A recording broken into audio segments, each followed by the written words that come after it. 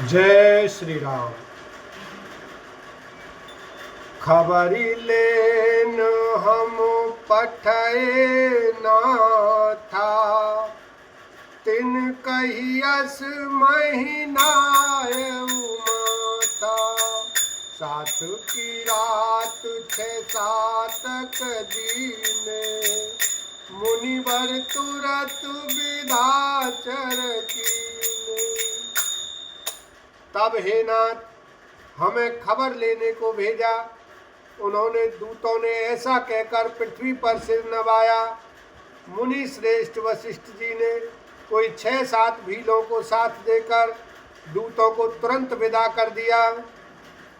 सुनत जनक आगमन सबो, हर्ष अवध समाजु।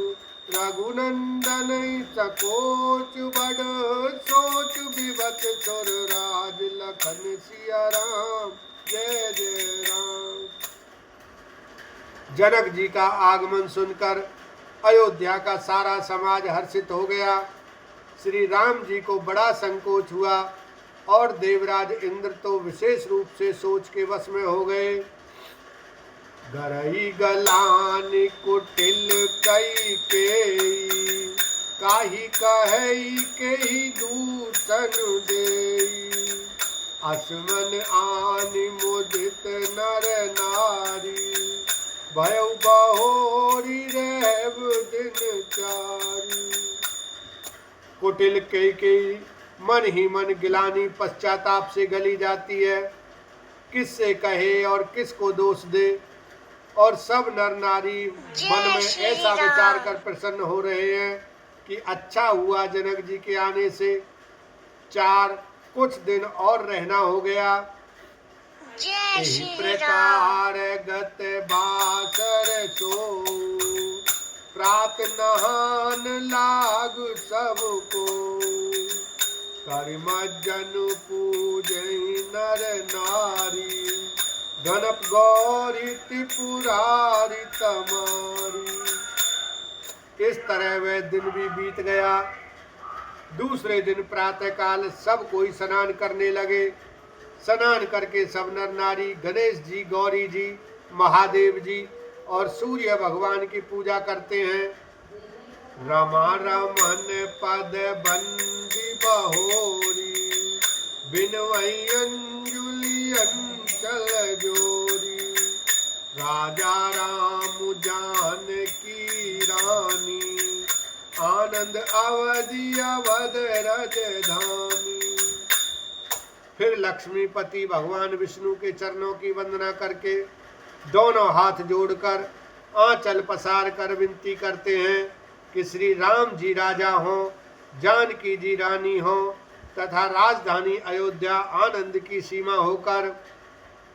सुबह सुबह से फिर साहित समाजा, भरतई राम करऊं जुग राजा। सुख सुधा सींचि सब काहू, देव देव जग जीवन लाऊ। फिर समाज सहित सुख पूर्वक बसे और श्री राम जी भरत जी को युवराज बनावे। हे देव, इस सुख रूपी अमृत से सींचकर सब किसी को जगत में जीने का लाभ दीजिए। गुरु समाज भाइन सहित राम राजपुर हो, अछत राम राजा अवध मरिय माग सबको। लखन सिया राम, जय जय राम।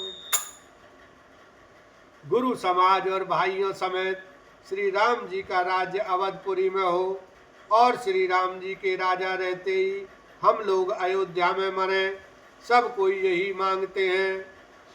सुनी स्नेह मय पुर जन बानी, निंदहि जोग बिरत मुनि ज्ञानी। एहि विधि नित्य करम करि पुरजन, रामई करई प्रणाम पुलकी तन।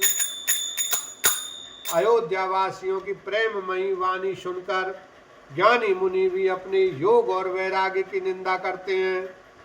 अवधवासी इस प्रकार नित्य कर्म करके श्री राम जी को पुलकित शरीर हो प्रणाम करते हैं। ऊंचे नीचे माध्यम नर नारी, लहई दरसु निज निज अनुहारी। सावधान सबही सन्मानहि, सकल सराहत कृपा निधानहि। ऊंच नीच और मध्यम सभी श्रेणियों के स्त्री पुरुष अपने अपने भाव के अनुसार श्री राम जी का दर्शन प्राप्त करते हैं। श्री रामचंद्र जी सावधानी के साथ सबका सम्मान करते हैं और सभी कृपा निधान श्री रामचंद्र जी की सराहना करते हैं। लरिकाए ते रघुवर वाणी, पालत नीति प्रीति पहिचानी। शील सकोच सिंधु रघुराऊ, सुमुख सुलोचन सरल स्वभाव। श्री राम जी की लड़कपन से ही यह बान है कि वे प्रेम को पहचान कर नीति का पालन करते हैं। श्री रघुनाथ जी शील और संकोच के समुद्र हैं। वे सुंदर मुख के या सबके अनुकूल रहने वाले, सुंदर नेत्र वाले या सबको कृपा और प्रेम की दृष्टि से देखने वाले और सरल स्वभाव हैं। कहतु राम गुण गण अनुरागे, सब निज भाग सराहन लागे। हम सब पुण्य पुंज जग थोरे, जिन्हि राम जानत करि मोरे। श्री राम जी के गुण समूहों को कहते कहते सब लोग प्रेम से भर गए और अपने भाग्य की सराहना करने लगे कि जगत में हमारे समान पुण्य की बड़ी पूंजी वाले थोड़े ही हैं, जिन्हें श्री राम जी अपना करके जानते हैं। ये मेरे हैं ऐसा जानते हैं। प्रेम मगन तेई समय सब, सुनियावत मिथिलेषु। सहित सभा संभ्रम उठेऊ, रविकुल कमल दिनेश। लखन सिया राम जय जय राम। उस समय सब लोग प्रेम में मग्न हैं। इतने में ही मिथिलापति जनक जी को आते हुए सुनकर सूर्य कुल रूपी कमल के सूर्य श्री रामचंद्र जी सभा सहित आदर पूर्वक जल्दी से उठ खड़े हुए। भाई सचिव गोरखपुर जन साथा, आगे गवन कीन रघुनाथा। गिरिवर दीख जनक पति जवही, कर प्रणाम रथ त्यागे तवही। भाई मंत्री गुरु और पुरवासियों को साथ लेकर श्री रघुनाथ जी आगे जनक जी की अगवानी में चले। जनकनी ने ज्यों ही पर्वत श्रेष्ठ कामदनाथ को देखा, त्यों ही प्रणाम करके उन्होंने रथ छोड़ दिया, पैदल चलना शुरू किया। बोलो सियावर रामचंद्र की जय, उमापति महादेव की जय।